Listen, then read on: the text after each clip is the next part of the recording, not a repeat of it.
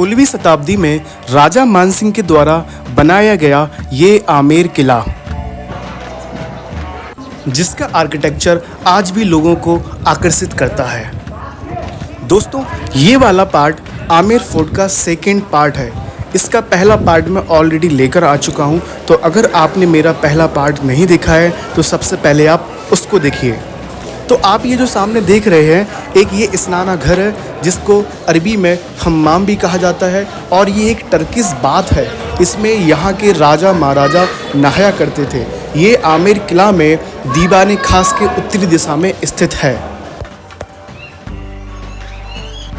तो अब मैं आपको एक ऐसी पेंटिंग दिखाने वाला हूँ जो कि महाभारत काल से अभी तक प्रचलित है। इन कलर्स को बनाने के लिए दालों का प्रयोग तथा उनमें जानवरों के खून को मिलाया जाता था।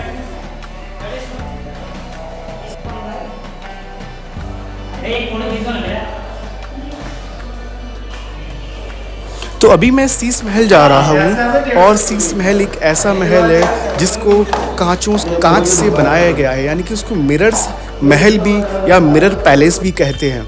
तो ये शीश महल का परिसर है जिसमें सामने की एक गार्डन है एंड इसके अपोजिट साइड में शीश महल है। देखिए, तो आइए भाई चलते हैं अब शीश महल की तरफ। और यहाँ पर अगर आप मई जून में जाने का सोच रहे हैं तो भाई मैं कहूँगा आप कभी मत जाओ यहाँ पे, क्योंकि बहुत ज़्यादा गर्मी है।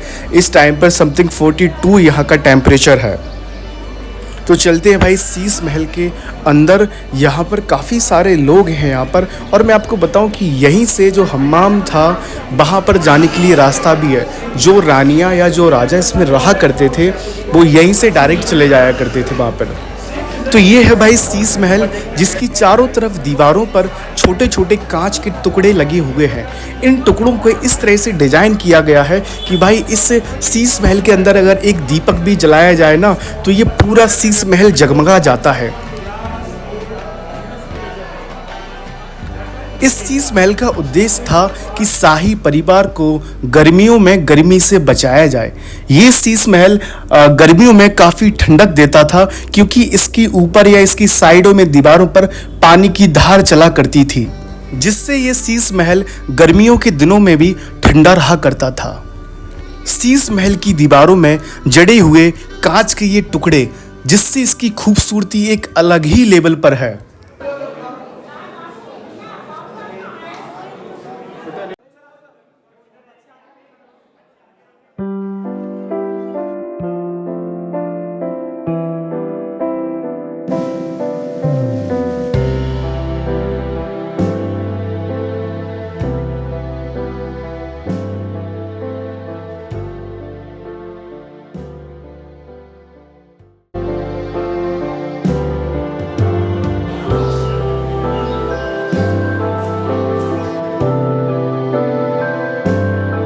तो भाई यहाँ का टेम्परेचर इस टाइम पर बहुत ही ज़्यादा है।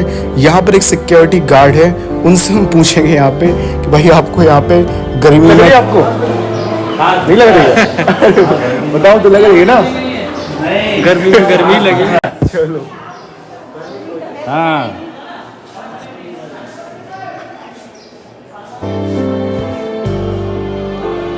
नागने।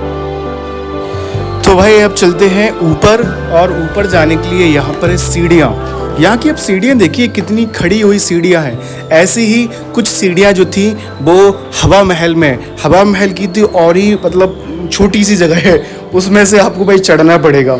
तो ये अभी हम ऊपर आ चुके हैं ये, और देखेंगे यहाँ से भाई अब।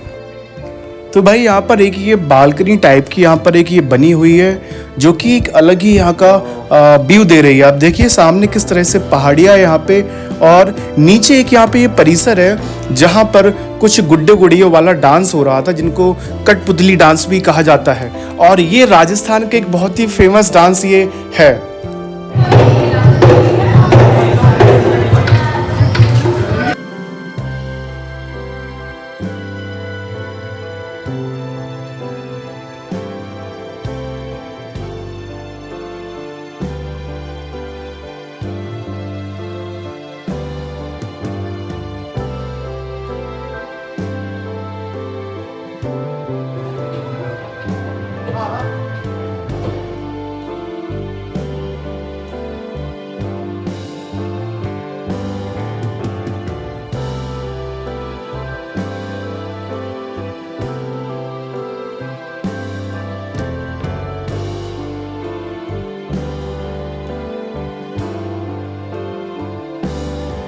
और ये है अभी यहाँ की बारादरी, जो कि यहाँ की रानियों के लिए ही था।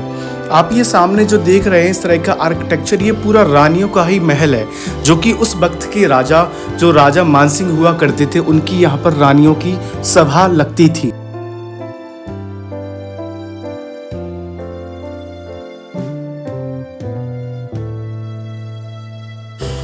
तो अब यहाँ से भाई नीचे उतर रहे हैं और ये नीचे उतरने वाला रास्ता है जहाँ से आप बाहर निकलेंगे आप।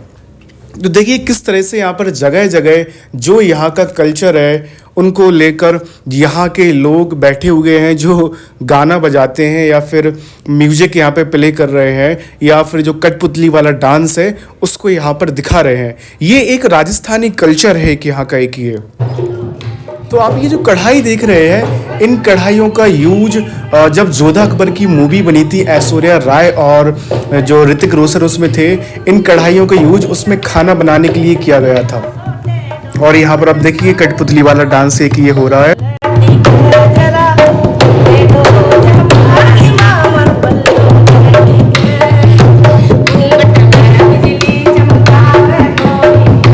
तो चलिए भाई चलते हैं अब आगे। और अब यहाँ से ये एक यहाँ पर एक ये देखिए कि आर्ट गैलरी भी एक यहाँ पर है, जो कि इस टाइम पर यहाँ पर बंद थी।